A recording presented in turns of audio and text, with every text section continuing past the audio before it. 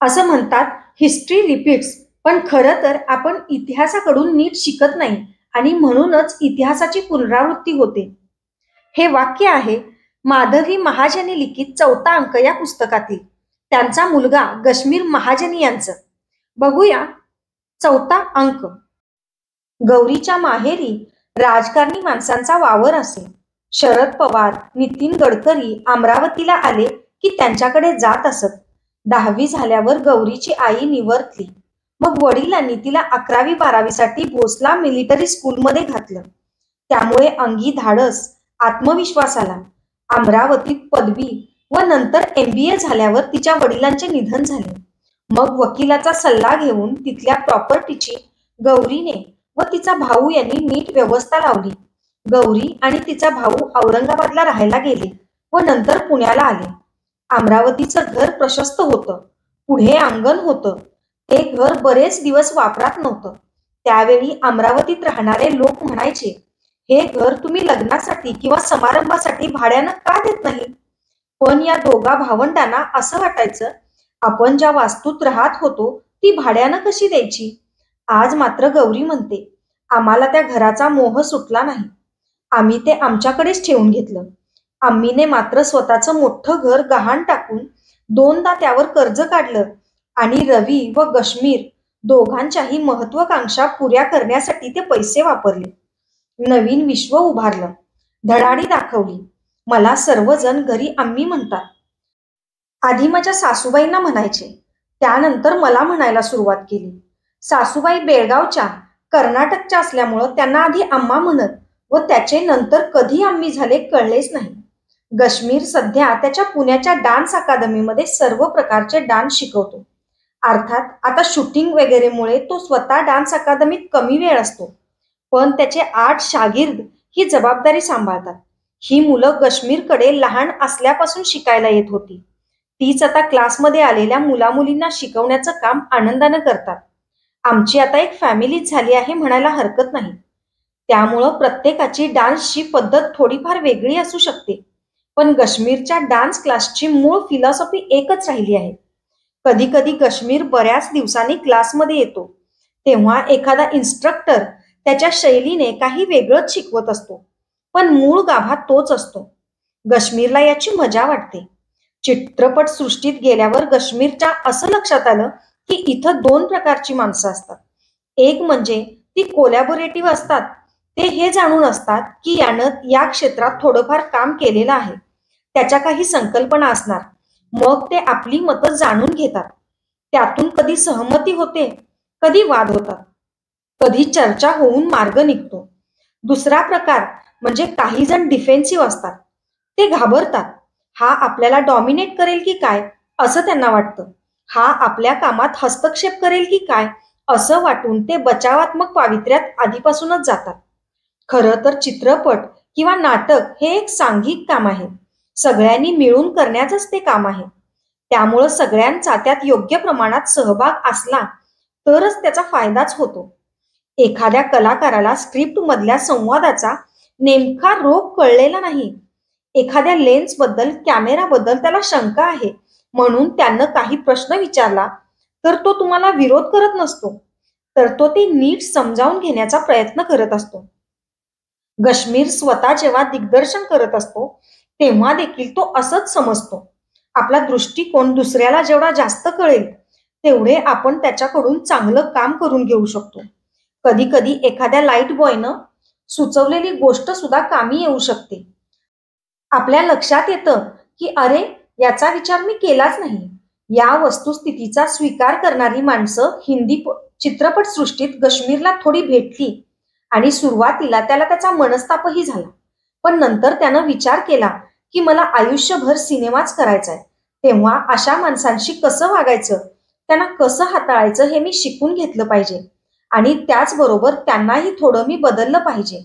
मग त्यासाठी गश्मीर त्याचा स्वतःचा विचार समोरच्याला न दुखावता गळी कसा उतरवता येईल ते पाहत असे. कधी त्यांच्याबरोबर जास्त वेळ घालवून मैत्री करून त्यानं हे साधण्याचा प्रयत्न केला आणि त्याला त्याची चांगली फळं मिळाली. असं व्हायचं की गश्मीरचा दृष्टिकोन त्या व्यक्तीनं कधी आपलासा केला ते त्याला स्वतःलाही कळायचं नाही. काश्मीर हस्तक्षेप करत नाही, तर ते समजावून घेण्याचा प्रयत्न करत आहे हे त्याला कळू लागलं. चित्रपटसृष्टीकडं काश्मीर एक बिझनेस म्हणून पाहतो. आपल्याला या व्यक्तीकडून या प्रकारचं काम करून घ्यायचं आहे आणि ते यशस्वीपणे त्याला न दुखावता करून घ्यायचं आहे हे त्यानं लक्षात ठेवलं. तसाच तो वागतो आणि दुसऱ्यालाही तशीच वागणूक तो देतो. कोविडच्या काळात शूटिंग, क्लासेस, पेईंग गेस्ट सगळं बंद झालं होतं. त्यामुळं आम्हाला उत्पन्नाचं साधन काहीच नव्हतं. पण याही वेळी काश्मीरनं संकटातून संधी शोधून काढली. त्यानं ऑनलाईन डान्सचे क्लासेस सुरू केले. आवाज आणि दृश्य स्पष्ट यावीत म्हणून खास वेगळं मशीन त्यानं 50,000ला विकत घेतलं. ऑनलाईनमुळे परदेशातीलही भरपूर विद्यार्थी मिळाले. इतर वेळी जेवढी आमची साधारणपणे कमाई होते, त्यापेक्षाही जास्त त्यानं कोविड काळात कमावले. काश्मीर जन्मल्यावर महिनाभर रवीने लोकांना पार्ट्या दिल्या. इतका तो खुश झाला होता. मात्र रवीचा जास्त सहवास काश्मीरला मिळू शकला नाही. त्याच्या जडणघडणीच्या काळात रवी सलग असा घरी जास्त राहत नव्हता. मनात आले की यायचा, थोडे दिवस राहायचा, परत काही दिवसांनी कांदिवलीच्या फ्लॅटवर राहायला जायचा. मलाही याची सवय झाली होती. कधीही तो आला तरी आता कसा आलास वगैरे भानगडीत मी पडायची नाही. आलास, आनंदाने राहा, असे माझे वागणे असे. आजकाल बऱ्याचदा असे दिसते की वडील चित्रपट क्षेत्रात असले की त्यांच्या ओळखीचा मुलांना फायदा होतो. शेवटी तुमच्या गुणांवरच कोणत्याही क्षेत्रात तुम्ही टिकून राहता. पण संधी मिळणे ही सुद्धा खूप मोठी गोष्ट असते. तशी संधी रवीमुळे काश्मीरला कधी मिळाली नाही. काश्मीरची तशी कधी अपेक्षाही नव्हती. त्याने स्वतः या क्षेत्राचा अभ्यास केला, निरीक्षणे नोंदवली आणि त्यानुसार प्रयत्न केले. ठिकठिकाणी ऑडिशन्स दिल्या. या सगळ्या धडपडीमध्ये रवीच्या नावाचा मात्र त्यानं कधीही उल्लेख केला नाही. त्याच्या मेहनतीचे, गांभीर्यपूर्वक हाती घेतलेले काम तडीस नेण्याच्या वृत्तीचे हळूहळू चीज होऊ लागले आणि त्याला चित्रपटात भूमिका मिळू लागल्या. अनेक संकटांचे प्रसंग आले. त्याला आम्ही दोघांनी मिळून तोंड दिले. आर्थिक असो की करिअरच्या बाबतीत असो. रवीचा सल्ला किंवा मार्गदर्शन काश्मीरला मिळाले नाही ही वस्तुस्थिती आहे. मात्र त्याची जराही कटुता काश्मीरच्या मनात नाही. म्हणूनच काश्मीरने त्याचा डान्स स्टुडिओला नाव देताना काश्मीर रवींद्र महाजनी म्हणजे GRM डान्स स्टुडिओ असे दिले. काश्मीरला जेव्हा फिल्मफेअर अवॉर्ड मिळाले त्या प्रसंगी रवी मला म्हणाला, शेवटी तो माझाच मुलगा आहे.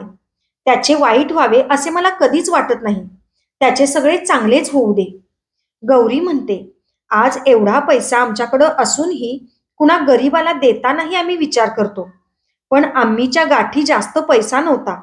तेव्हा देखील त्या कुणी गरजू माणूस वाटला की भराभर पैसे काढून मदत करीत.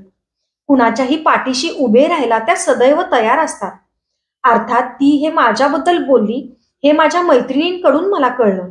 त्या म्हणतात, ती तुला फार मानते. गौरी स्वभावानं अबोल आहे. माझे दुसरे टोक, मला दुसऱ्यांशी बोलायला, गप्पा मारायला आवडतं.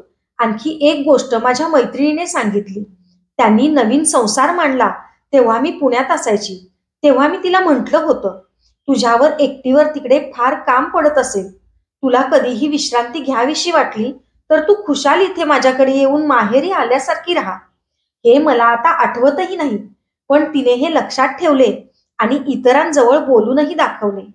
तिचे म्हणणे की त्यांच्या घरची मोठी माणसं अकाली गेली, त्यामुळं घरात कोणीतरी मोठं माणूस असावं, राहावं असं तिला वाटतं. प्रेम लाभे प्रेमळाला म्हणतात ते खरंच आहे. मला डेंग्यू झाला होता. तेव्हा हॉस्पिटलमध्ये ऍडमिट करावं लागलं होतं. तेव्हा गौरीनंच माझं सारं केलं. निहारिका म्हणजे रश्मीची मुलगी, माझी नात, ही पण त्यावेळी मदतीला असे. काश्मीर, गौरी आणि माझा 5 वर्षाचा नातू व्योम मुंबईत राहतात. मी कधी पुण्याला तर कधी मुंबईत राहते. मी तिकडे राहून पुण्याला आले की व्योम माझी सतत आठवण काढतो, बेचैन होतो. काश्मीरचेही म्हणणे असते की व्योम जोपर्यंत लहान आहे त्या काळातच तू इकडे जास्त राहत जा, म्हणजेच तुमची अटॅचमेंट राहील. एकदा मोठा झाला की तशीही मुलं त्यांच्या जगात रममान होतात.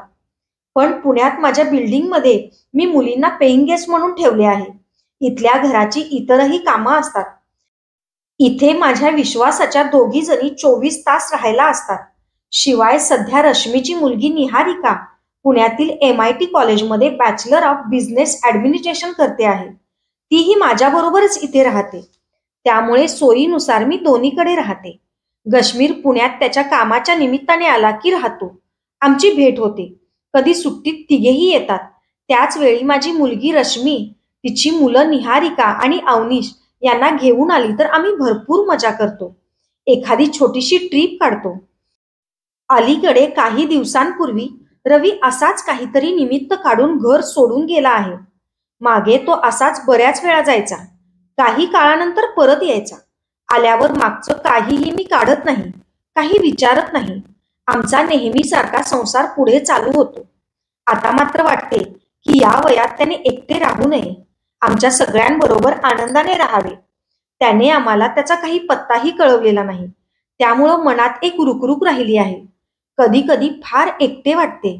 खरं तर आता सगळी संकटे संपून सुखाचे दिवस आले आहेत. काश्मीर त्याच्या करिअरमध्ये यशाची नवनवी शिखरे गाठतो आहे.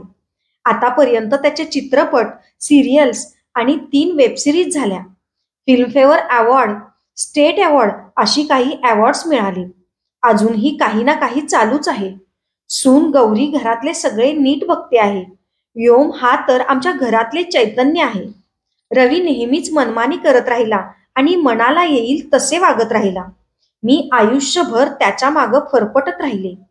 कधीतरी वाटते की आता ही फरफट पुरे. त्याची मनधरणी करून त्याला घरी परत आणणेही पुरे. त्याने त्याच्या मनाने भरल्या घरात यावे, आनंदाने राहावे. आम्ही सर्वजण त्याचं प्रेमानं स्वागत करू याची त्याला खात्री असणार, कारण तो अनुभव त्यानं अनेकदा घेतला आहे. आता माझंही वय झालं आहे. 74 वय आहे माझं. अजून देवाने किती दिवस माझ्यासाठी शिल्लक ठेवले आहेत माहीत नाही. पण दैवाने माझ्या वाट्याला जे दिले ते मी मनपूर्वक स्वीकारले. त्याला बिन तक्रार तोंड दिले. मार्ग काढून पुढे चालत राहिले. प्रेम वाटत राहिले. प्रेम मिळतही राहिलं. अजून काय हवं? वपू काळे या प्रसिद्ध लेखकाने एके ठिकाणी म्हटले आहे, एक क्षण भाळण्याचा आणि बाकी सारे क्षण सांभाळण्याचे. मला वाटतं मीही अशीच एका क्षणी भुलले, रवीवर भाळले आणि आयुष्यभर जे समोर आलं ते सांभाळत राहिले. आत्ताचे आणि आपले लाडके अभिनेते काश्मीर रवींद्र महाजनी यांनी पुस्तकाचा शेवट आपल्या मनोगतानी केलेला आहे. बालपणीची आठवण. बालपणीच्या कुठल्या आठवणी आपल्या लक्षात राहाव्यात हे आपल्या हातात नसतं. ते त्या आठवणीच ठरवतात. माणसाच्या स्मरणशक्तीचं हे एक फार मोठं रहस्य आहे. टेनिस प्रॅक्टिस संपवून 10 वर्षाचा मी संध्याकाळी घरी परतलो. लिव्हिंग रूम मधील टेबलवर माझा चीज सँडविच आणि दुधाचा ग्लास ठेवला होता. कोच्यावर बाबा काळा चष्मा लावून बसले होते. वर बेडरूम मध्ये जाणाऱ्या जिन्यावर आई उभी होती. मी येण्याआधीच त्यांच्यात जे काही सुरू होतं ते मी येतात जणू टाइम प्लीज घेतल्यासारखं थांबलो. कोच्यावर बाबांशेजारी बसून मी खायला सुरुवात केली तेव्हा आई हळू आवाजात म्हणाली, गशू, पोलिसांना फोन लाव रे. आणि बाबा माझी टेनिस रॅकेट घेऊन तिच्यावर धावून गेले.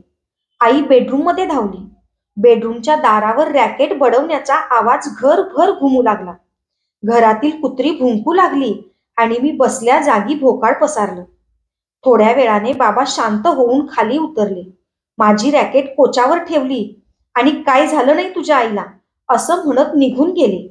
त्या काळात असे प्रसंग आमच्या घरात वारंवार होत. फक्त कधी दार बडवले जायचे तर कधी आई, एवढाच काय तो फरक. We are as good as the choices we make. भूतकाळात घेतलेले निर्णय वर्तमानातील आपल्या परिस्थितीस कारणीभूत ठरतात. आता घेतलेल्या प्रत्येक निर्णयाचा, उचललेल्या प्रत्येक पावलाचा आपल्या भविष्यावर काय परिणाम होणार आहे याची आपल्याला पूर्णपणे कल्पना असते. घेतलेला निर्णय भविष्यासाठी योग्य आहे की नाही हे देखील आपल्याला निश्चितपणे माहीत असते. हातात असलेली मालमत्ता बेफिकिरीने लोकांवर उधळण्याचे परिणाम काय होतील हे माझ्या आजोबांना, आईच्या वडिलांना निश्चितपणे माहीत होतं. बाबांशी लग्न करण्याचे काय परिणाम होतील हे माझ्या आईला लग्नाआधीच व्यवस्थित माहीत होतं. जुगारात एकदा का बिगिनर्स लक संपलं की आपण सगळे पैसे गमावून बसू हे माझ्या बाबांना प्रत्येक डाव खेळण्याआधी निश्चितपणे माहीत होतं. असं म्हणतात, हिस्ट्री रिपीट्स, पण खरं तर man does not learn from history and that's why history repeats. आपण इतिहासाकडून नीट शिकत नाही आणि म्हणूनच इतिहासाची पुनरावृत्ती होते. या पुस्तकात मांडलेला माझ्या आईचा प्रवास आपल्या सर्वांसाठी फक्त एक शोकांतिका नसून एक प्रोटोटाईप असावा. स्वभावाला औषध नाही, पण रोजच्या सवयींमध्ये सातत्याने छोट्या छोट्या सुधारणा केल्या तर भविष्यात मोठे सकारात्मक बदल घडू शकतात. मी रोज तोच प्रयत्न करत आहे. तुम्हीही करा. धन्यवाद. आपण सर्वांनी चौथा अंक त्याबरोबरच पुस्तक वाचन या चॅनलला जो सपोर्ट दिला, जो प्रतिसाद दिला, त्याबद्दल मी अक्षरा पाटील आपणा सर्वांचे खूप आभारी आहे. चौथा अंक या पुस्तकाची समाप्ती झालेली आहे. धन्यवाद.